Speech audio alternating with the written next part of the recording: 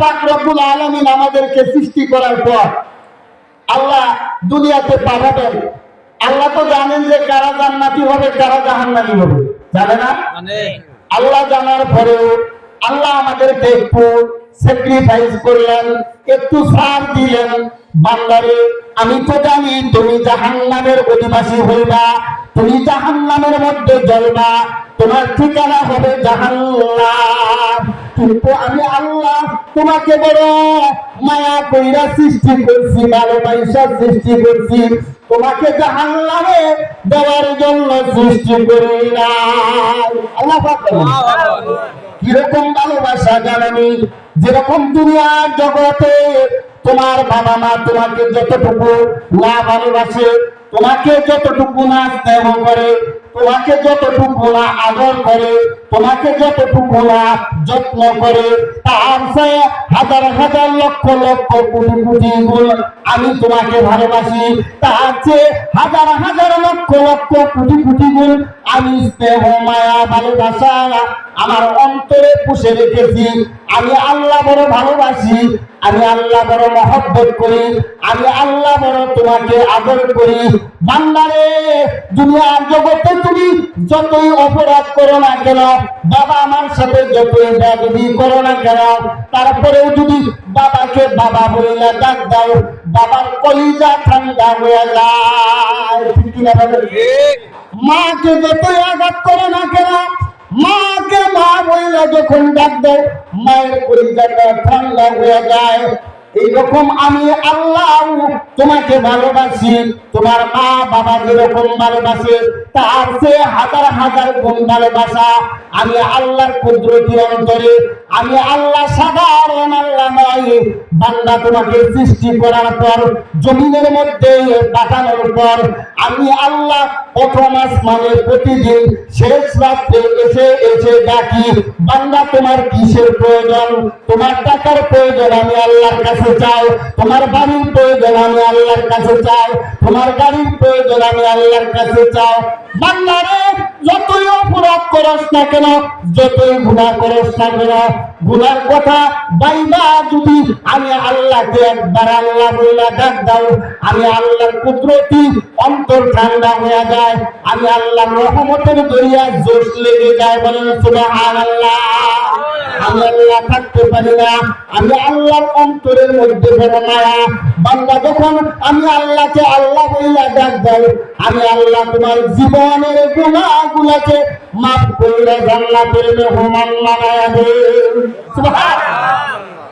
তাহলে কত ভালোবাসেন আল্লাহ, কত মায়া করেন আল্লাহ সুবহানাহু ওয়া তাআলা। পুরুষকেও সৃষ্টি করলেন, আবার মহিলাকেও সৃষ্টি করলেন, দুনিয়াতে পাঠাইলেন একটা কাজের জন্য। আল্লাহ পরীক্ষা করতে চান। বান্দার সামনে জাহান্নামকে রেখে দিয়েছেন, জাহান্নামের আযাবের বয়ান রেখে দিয়েছেন। কোরআনের মধ্যে আল্লাহ সুবহানাহু ওয়া তাআলা বয়ান করেছেন। আমার হাবিব সাল্লাল্লাহু আলাইহি ওয়াসাল্লাম হাদিসের মধ্যে জাহান্নামের আযাবের কথা বর্ণনা করেছেন। কারণটা কি? বান্দা, তুমি দুনিয়ার জগতে যায়া তুমি এই জাহান্নামের ভয়ে, কবরের ভয়ে, এই জাহান্নামের ভয়ে, হাসরের ময়দানের ভয়ে, এইরকম ভয়ে যদি একটু অন্তরটা নরম করতে পারো, একটু আমি আল্লাহকে আল্লাহ বলে ডাক দিতে পারো, আমি আল্লাহ তোমাকে মাফ করে দেব। বলেন সুবহানাল্লাহ। কিন্তু আমরা মানুষ এমন নির্মম খারাপ, আল্লাহ সুবহানাহু ওয়া তাআলা আমাদেরকে সৃষ্টি করে হায়াত দিলেন, আমাদের জন্য সমস্ত রিজিকের ব্যবস্থা করে দিলেন, যা কিছু প্রয়োজন সমস্ত জরুরত আমাদেরকে মিটাইয়া দিলেন। সে আল্লাহর গোলামি করি না, আল্লাহকে ডাকি না। ঠিক কিনা বলেন? আজকে আমরা আল্লাহর হুকুম বাদ দিয়া নবীর তরিকা ছেড়ে দিয়ে আমরা ইহুদি নাসারাদের কথা মতো চলতেছি। আজকে আমাদের মা বোনেরা ওই ইহুদি নাসারাদের কালচার নিজের মধ্যে স্থাপন কইরা, নিজের মধ্যে বাস্তবায়িত কইরা আজকে গুমরাহের দিকে চলে যাচ্ছে। ঠিক কিনা? আল্লাহ সুবহানাহু ওয়া তাআলা যুগে যুগে 1,24,000 পয়গম্বর মতান্তরে 2,24,000 পয়গম্বর দুনিয়ার জগতে পাঠাইছেন। সর্বশেষে আমার দয়ার নবী, মায়ার নবী রাহমাতুল লিল আলামিনকে পাঠাইছেন। ওই নবীর উপর কোরআনটা নাযিল করেছেন। কোরআনের মধ্যে আল্লাহ বয়ান করেন, আল্লাহ বলেন, ও দুনিয়ার মানুষ, তোমরা তো সাধারণ মানুষ, তোমরা তো শেষ নবীর উম্মত, কিন্তু যেই নবীকে আমি সবচাইতে দামি কইরা বানাইছি, সেই নবীর যারা স্ত্রী ছিল তাদেরকেও আমি সতর্কবাণী দিছি। বলেন সুবহানাল্লাহ। তাদেরকেও আমি সতর্কবাণী দিছি, তাদেরকেও আমি আমার পক্ষ থেকে আযাবের ভয় দেখাইছি, জাহান্নামের ভয় দেখাইছি। আমি আল্লাহর তাবেদারি না করলে, নবীর তাবেদারি না করলে তাদের শাস্তির ব্যবস্থা আছে। এই কথা আমি কোরআনের মধ্যে আলোচনা করেছি।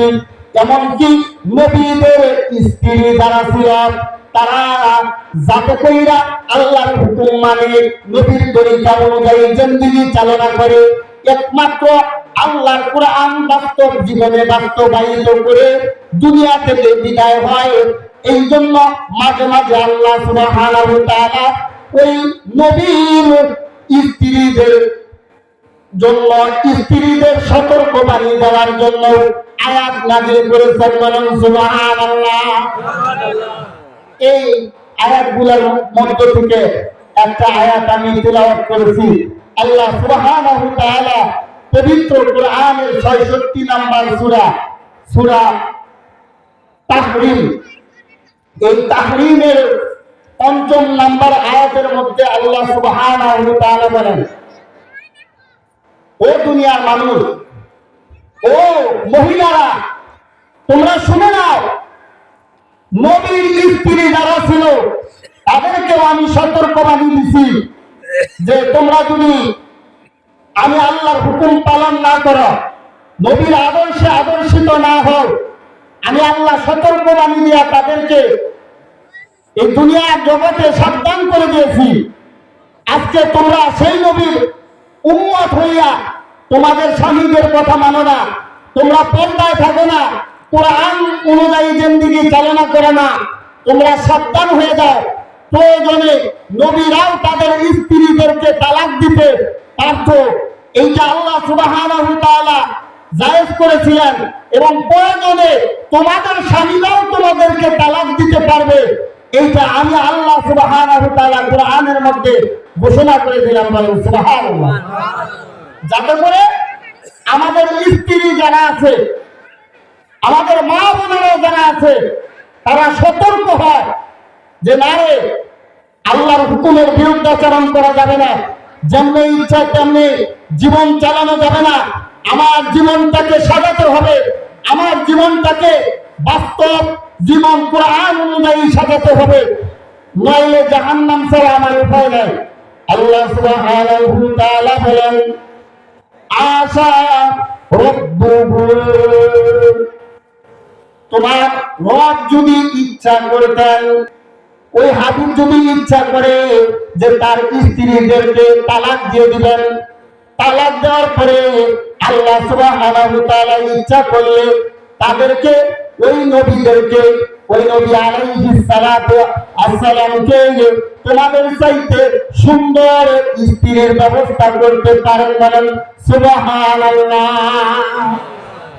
এই যে স্ত্রীদেরকে আল্লাহ সুবহানাহু ওয়া তাআলা দান করবেন, ওই স্ত্রীগুলোর মধ্যে কিছু গুণ আছে, গুণের মধ্যে ৬টা গুণের কথা আল্লাহ সুবহানাহু ওয়া তাআলা ঘোষণা করেছেন পবিত্র কোরআনের মধ্যে। আল্লাহ বলেন, আল্লাহ সুবহানাহু ওয়া তাআলা তার নবীগণকে তোমাদের পরিবর্তে উত্তম স্ত্রী দান করবে। তাদের মধ্যে ১ নাম্বার গুণ হইল মুসলিমাতুন, ওই স্ত্রীগুলো হবে একজন মুসলমান, মুসলমান নারী, একজন মুসলমান নারী।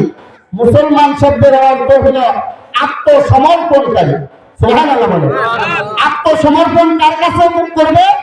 আল্লাহ সুবহানাহু ওয়া তাআলার কাছে করবে।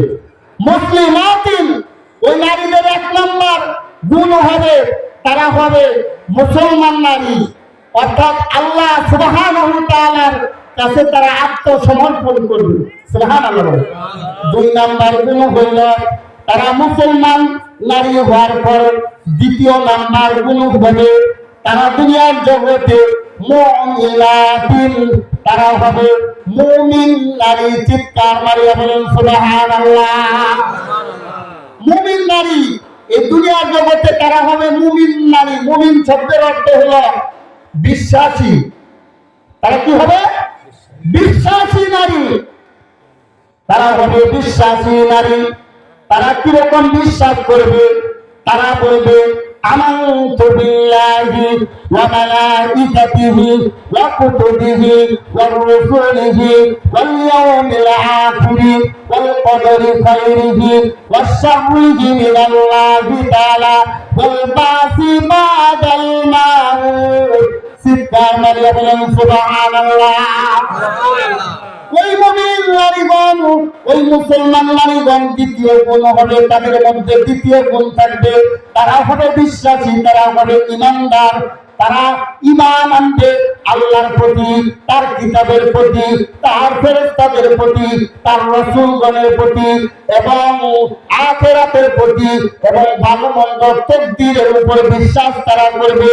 আর তারা এই কথাও বিশ্বাস করবে আমাকে মৃত্যুবরণ করার পর দ্বিতীয়বার আবার জীবিত হতে হবে, আমাকে হিসাব নিকাশ দিতে হবে। মরার পরে যদি আমরা সব কিছু শেষ হয়ে যেত তাহলে তো কোনো কথাই ছিল না, কিন্তু আমাদেরকে হিসাব দিতে হবে। ঠিক কিনা বলেন? আমাদেরকে হিসাব দিতে হবে, আল্লাহ তাবারক তাআলার কাছে হিসাব দিতে হবে। ইয়াউমা তুহাদ্দিসু আখবারাহা, কাল কিয়ামতের ময়দানে এই জমিন সমস্ত খবর বলে দিবে। আমি আপনি জমিনের মধ্যে কোথায় কি কাজ করছি সব কিছু জমিন বলে দেবে। আল্লাহ সুবহানাহু ওয়া তাআলা বললেন যে তারা হবে ঈমানদার নারী।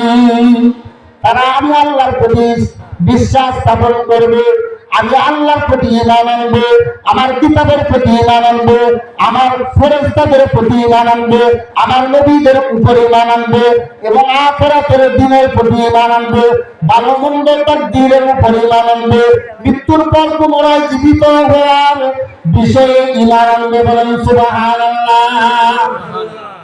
ওয়ানিতাতিন, 3 নাম্বার গুণ হবে ওই যে সতী সাধ্যী নারীর 3 নাম্বার গুণ হবে তারা হবে অনুগত, আনুগত্য স্বীকার করবে।